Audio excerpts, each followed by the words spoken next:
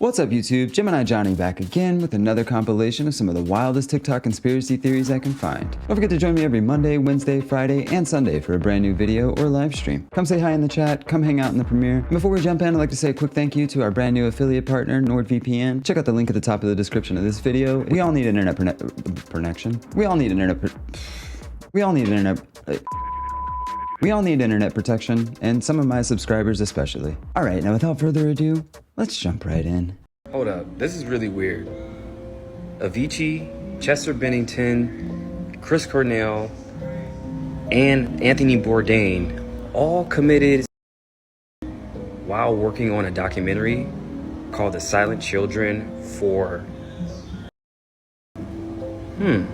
Now mind you, Chris Cornell and Chester Bennington, both lead singers of popular groups Linkin Park and Soundgarden, they were best friends and they both got unalived around the same time while working on this. I don't know, I don't believe in coincidences, but the movie never came out and that was that. You never heard of it again. Now Chris Cornell and Chester Bennington, they were friends, and being that when Chris, passed away, they said Chester wanted to follow in his footsteps and he was super depressed as well about his friend being unalived, but that doesn't seem plausible. Only because if your friend is committing suicide, you would want to find out for sure if that was the case, and if it wasn't, maybe they took care of loose ends because he found something out that happened. I don't know, just food for thought. That was a crazy one. Yeah, I mean, I've heard about this. I don't know how true it is. If you guys know anything about this movie, let me know. It would be a mighty big coincidence if they all had their hands on a movie like that, and then they all did that. So, oh yeah, I forgot to change my background on this one too. Oops. Boom, boom.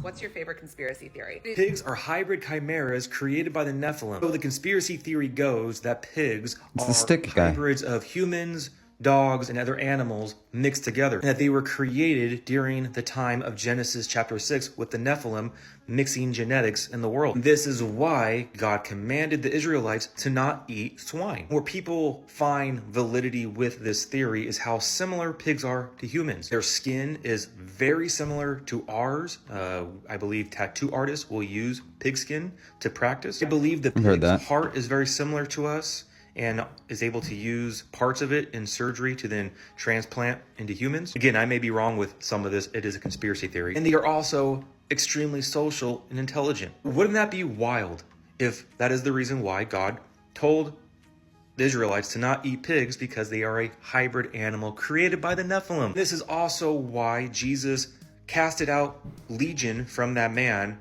and put those demons into pigs. So you have Nephilim spirits who were possessing a human. He then casted them into a hybrid Nephilim animal, the pigs, and then drowned them in water, just like the flood back in Noah's day. Again, this is a conspiracy theory. I'm not sure what to believe with this, but I think it's a fun one. I mean, wouldn't that be wild? Pigs are human hybrids with dogs and other rodents. I believe it was a rat. I believe that was it. It was rat, pig, a rat, dog, and human hybrid. Wouldn't that be wild? But I mean, I can't really talk much. I have this hybrid animal right here. I'm really not even sure what he is, but we love him. Well, first of all, he's perfect. So I don't want to hear any hybrid talk about him, because look at that tongue. And the rest of it, who's to say? That's stuff we're never going to know. If that's what they were doing, we're never going to know. Unless the aliens come back and tell us all about it. You know about Chris Benoit, right? That name almost forbidden. Yes. To even say. There's zero chance this video is getting monetized. At the time, in the early 2000s, and he died in 2007 because he murdered his family and then committed. They said it was because he was on steroids, like roid rage. They say he had like 10 times the amount of testosterone in his body, and it was either from that or CTE. So the special move was a diving headbutt. Yes, diving headbutt from the top ropes. So crazy word. So now, that was crazy to me is that 14 hours prior to him his wife, anonymous person posted on a wiki page saying that Chris Benoit, his family, and then it suddenly went away. And then the cops traced it back to Stamford, Connecticut. And you know what's in Stamford, Connecticut, bro? The base of the WWE. The base of the WWE. So I don't know if that correlates with it, because they interviewed the guy, and he's basically saying like it was just a coincidence. I don't know if it has a tie with maybe they knew something, because the WWE is a $1 billion franchise. Vince McMahon's a billionaire, bro. And he just got indicted for supposedly Saying Vince did a hit on. You never know, bro. You know, Isn't Vince McMahon just like the definition of slimeball? I'm sure he's probably done some wild stuff. I don't know about if he's responsible for that, but you know, I guess crazier stuff has happened, right? Also, yeah, these are the first 3 videos. There's no chance YouTube's gonna let me monetize this video, so we'll save this one. Look, I figured this out. I figured it out. All right, so in these times that we're living in, I'm thinking that the governments or the elites or whoever knew that the Christ consciousness was gonna come back. Or Holy Spirit is what you can call it. So they created this AI. They turned on the 5G towers. All that's connected to our cell phone. They're collecting our thoughts because they know that our thoughts, you know, from God's people, comes from Him. So at the same time, when we get our thoughts from God, they want to get it via cell phone, AI. That's why all this stuff happened like all at once. We're in the middle of a big chess match between God and like these evil people. As much, you know, the AI, the beast, is trying to imitate God as much as possible. Like, I'm pretty sure this is what's going on. I mean, I think it's more likely aliens. And there is probably like how we would understand it, good and evil within the aliens. And me personally, I think that's what religion all was originally. I think the aliens used to be here and they left us with some guiding principles, and we turned that into a bunch of books, and then a bunch of people killed each other over it. This is proof that nobody ever went to the moon. Here we go again. To travel to the moon, astronauts would have had to pass through the Van Allen belts. Correct. The Van Allen belt is a zone of charged particles around Earth. Yep.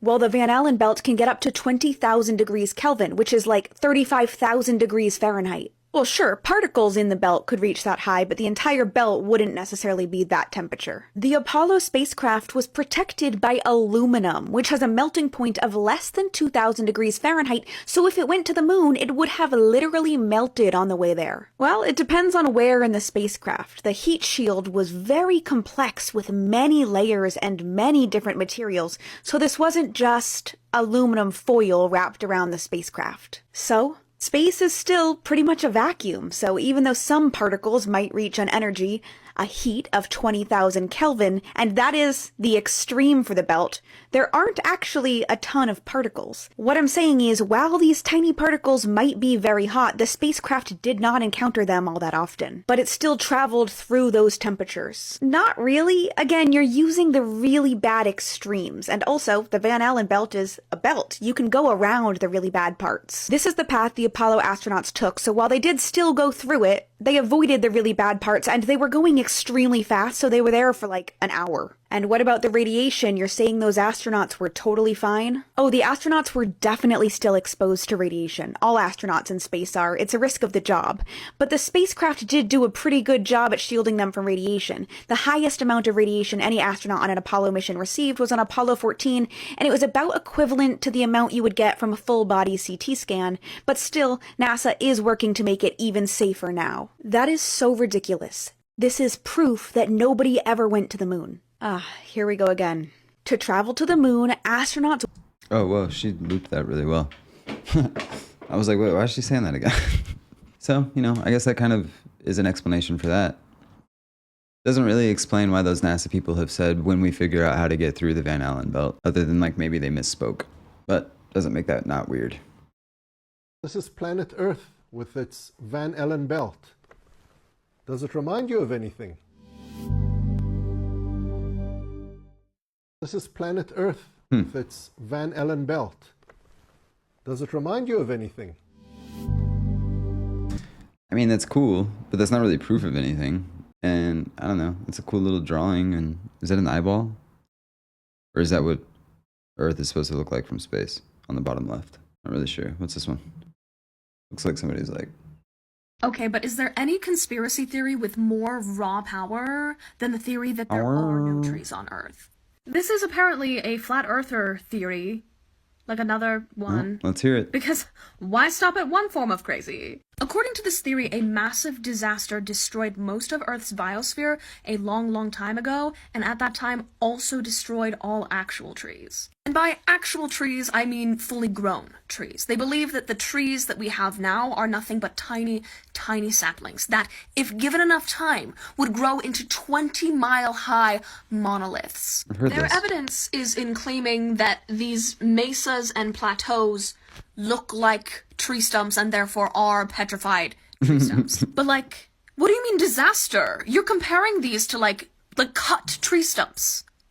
You have to be implying that something cut these down. I think we can do better. Something should have cut them down. Titans? Gods? Can I worship them? Okay, but...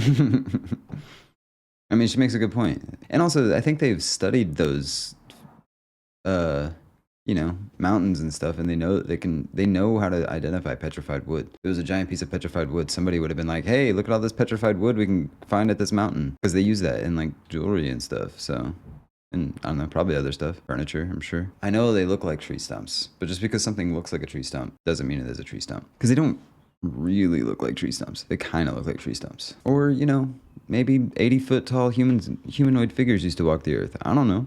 Going to the dark web, part 4. Okay, this one's probably gonna be one of the craziest ones I've ever done.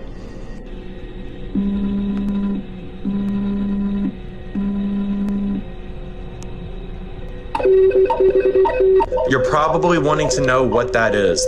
Pretty much this website, nobody understands what it is. All they know is that for some reason, it's used by spies and governments, and they're able to communicate different messages.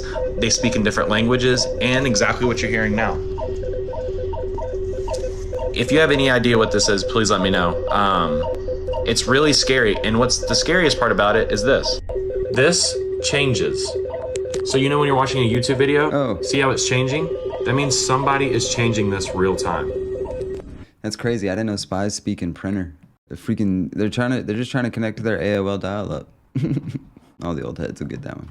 I'm gonna warn you, this one's a long one, but he does a really good breakdown of the entire GameStop thing. So if you ever wondered what's going on with GameStop, or if you're just curious about, he basically explains how the entire money system in this country works, so it's worth it. So this homie said, I can't believe this GameStop thing is still going on. Can someone explain it to me? I love Ian and everything he stands for, but I literally have no idea what this is about or how one stock could have any real effect on impacting ultra wealthy people. I'm down to help. I just need to understand what's going on.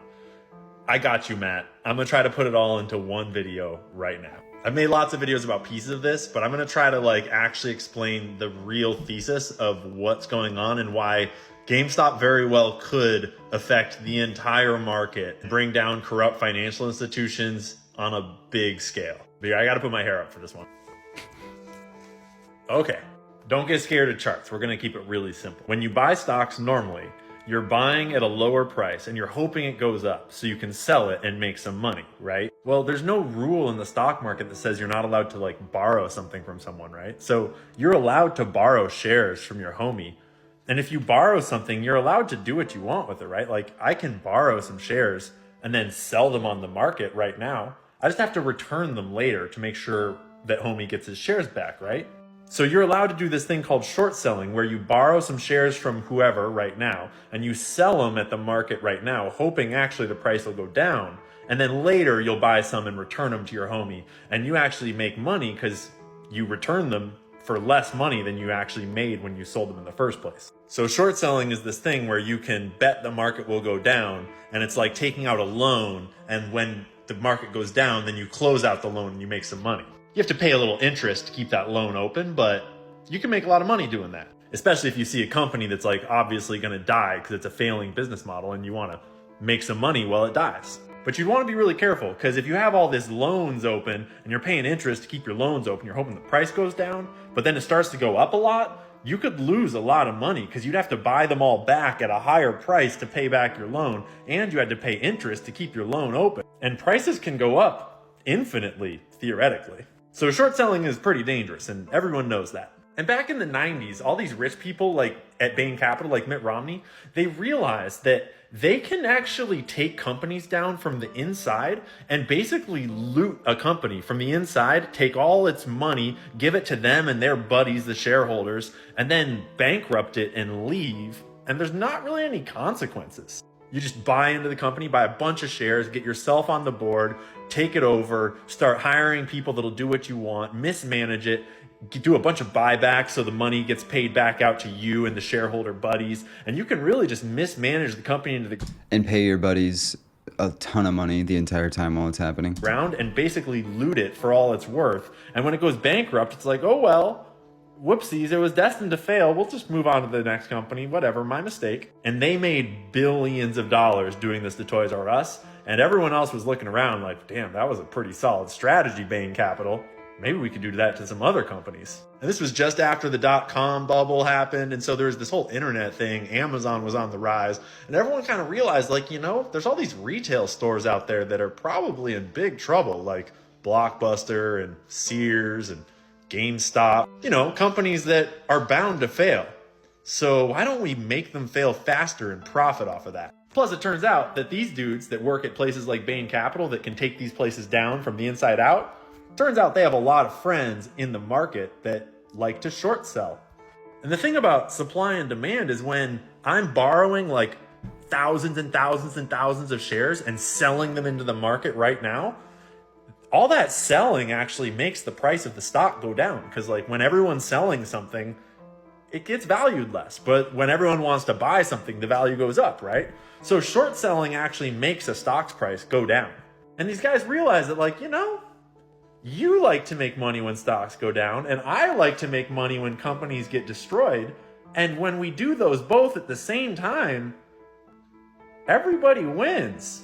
Except the company, of course. And then it turned out they were like, hey, we both know a lot of people in the mainstream media that like to report on failing companies. You know, the kinds of reports that make investors scared and make them want to sell a stock. And they realized they kind of had the dream team for bankrupting companies, and they could all make money on the way down and no one would ever stop them because it's kind of legal. And it actually started to work so well that they started to get really greedy.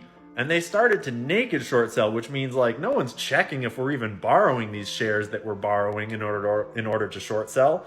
So why even borrow them? We can just short sell shares and say we borrowed them, and the company's going to go bankrupt anyways. And when it does go bankrupt, we don't even need to pay that loan back because there's no shares to give back. They're gone. That part. And fun fact, it's all tax-free money too, because there's no company the shares are gone. Free money. So some of them got really greedy and started selling without even borrowing the shares in the first place. But we'll come back to that in just a second. Because the other thing that's important to realize about the stock market is it's like this big casino game now. So it's not like the big boys aren't just playing with like a share of a company. They're playing with these things that are called derivatives, which is like leveraging your assets to take out loans to like make big plays, big gambles. So they use all these special kinds of contracts where like they put up collateral in order for their bank or whoever to let them trade on a whole bunch of extra money they don't really have, but they've got collateral. So if it starts to go sideways, the bank can just take their collateral and it's all safe. But like this way, I can trade with 100 times the money of what I actually have. It's called leverage. And all these different tricks, they're called derivatives. And they let these big players gamble with huge positions in the market. So this now, when the stock moves by $1, they're leveraged 100x. And so if the stock goes up by $1, they can make like 100x $1. Or if the stock goes down, vice versa. And this derivatives market has gotten really big, like hundreds of trillions of dollars worth of these weird bets just all over the market. These are the top banks. It's like JP Morgan, Goldman Sachs, their names are over there. And this is in millions of dollars. So we're talking $49 million. That is $49 trillion worth of these derivative bets open with just JP Morgan, the biggest bank. Seems like a cool system we got here. Is they all have collateral backing them up, right? And the thing they use for collateral, they're not like you and me. It's not like they're putting up their car for collateral. They're putting up their other assets. So over here, they're going to be trading these assets on that collateral, And over here, they're trading the collateral on these assets. And so the whole market is now tied together by all these big financial institutions trading trillions of dollars worth of stocks that they don't actually have on leverage that's based on collateral that they're trading for trillions of dollars worth of stock over there. You see what I mean? So like if they fuck this one up, then that one gets fucked. There's all these dudes doing this like kind of criminal shorting businesses existence scheme in the market, kind of in secret. And they've been targeting GameStop for years now, ever since 2014. Roaring Kitty. Was on this endless ramp down. They were short selling it while they had infiltrated it and were mismanaging the company from the inside out. Amazon was licking its lips, ready to take over the video game online industry. And the people doing all this short selling also have all these other crazy bets open all over the market. And if any of them go wrong, a whole lot of things go wrong. And then out of nowhere, this random dude that would like live stream to 4 people about his investment thesis noticed that GameStop had a lot of short sellers, and it wasn't necessarily a bad company. In fact, it had a future if it turned around. And then this really savvy businessman came and took over the company and started turning it around. And he kicked out all the bad people that had been trying to mismanage it to death. And suddenly all the people that had just spent years and years short selling millions and millions of shares, and all those loans were still open because they were expecting it to go to zero and they wouldn't have to pay them back. Suddenly the price is going up and they're all in trouble. Because the thing is, when the price goes up and one of the other people that's short selling the company gets scared and closes out their trades, they have to buy all those shares back to get out of that, right? Because they borrowed and sold, so now they have to buy and give them back. But all that buying makes the price go up even higher. And there were a lot of people short selling this thing. And in fact, they had short sold it so much that they couldn't afford to buy it all back once the price started going up that high. I mean, it was down to like 50 cents. And they were opening short sales at 50 cents. Today we're at what, $60 times millions and millions and millions of shares that you have to buy back? Each one will make the price go up. And the whole stock market is tied together by all these crazy financial derivatives, and everyone's balance sheets are actually kind of sketchy in the first place. Yeah, and we all realize that all we have to do is buy the shares and just hold on to them because these guys need to buy them from us in order to close their trades out. Whoopsies. And you know, the more we thought about it, the more we realized, no, I don't really want to sell.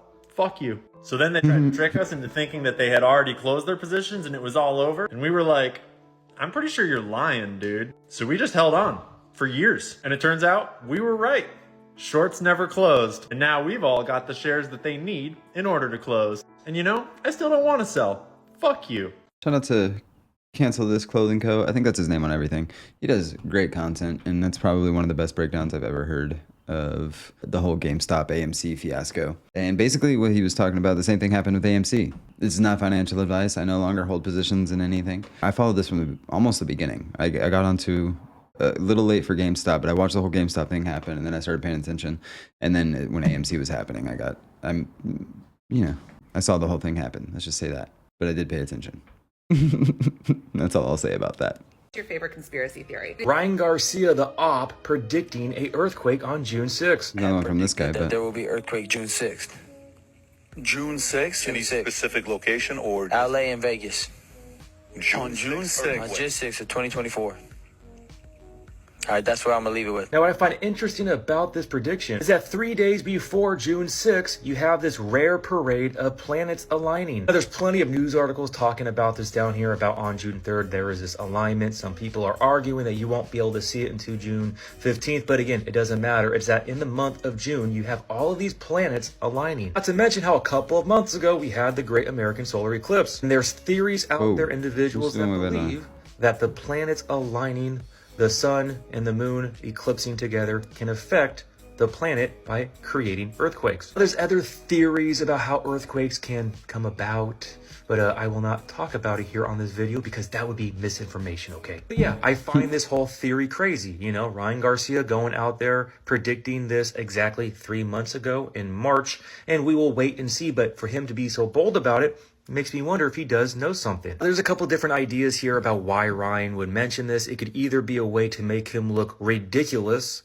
and people can scoff and mock other Christians because he is proclaiming Jesus, and then he makes this crazy prediction and nothing happens. So then other people can then scoff and mock Christians in general. Or something can happen and then he can look like some type of prophet, and then individuals will flock to him and he will lead individuals away to a false light. We will have to wait and see how everything plays out. Again, I don't believe anything's going to happen on June 6th, but it's just interesting, especially because June 6th is also 666. It's June, the 6th month, on the 6th day, and then 24, 2 plus 4 is 6. So again, it's all numerology, all a whole bunch of symbolism, esoteric nonsense, but we will have to wait and see. But remember, there is no fear in Christ. He has not given us the spirit of fear, but the spirit of power, love, and a sound mind. So no matter what happens, June 6th, June 7th, June 8th, June 9th, June 10th, we walk and we live by faith. We keep our eyes focused upon the Lord, for he is the author and the perfecter of your faith. I love you guys all so much. God bless, and remember, the just shall live by faith. Well, it's now June 7th. I'm doing all right. So I guess that didn't happen. No shade to this dude that made this TikTok. He's cool. I like him. I like his other content I've seen. But Ryan Garcia is a dummy, or he's really smart. One of the two. He's very good at selling fights. I'll give him that. And he's a great fighter. So, you know, can't really knock him. But yeah, all the stuff he says on Twitter and in space, and then like Twitter Spaces and stuff, I just can't get behind it, man. I can't tell if he's pandering to like a very specific audience, or if he's had a mental breakdown, or if he's just doing it to sell fights more, or you know, maybe he's seen some shit. But he's said a lot of stuff that's pretty out there, hasn't come true, and never gonna happen. So I don't think he's telling the truth. I think he's either pandering or had a mental breakdown or something. So also, just for here, let me do how many average earthquakes in California. All right, so this is earthquaketrack.com, but there have been 21 earthquakes in the past 24 hours, 183 earthquakes in the past 7 days, 833 earthquakes in the past 30 days, and 7,275 earthquakes in the past year. But also, this is volcanodiscovery.com, but they show like earthquake statistics and stuff.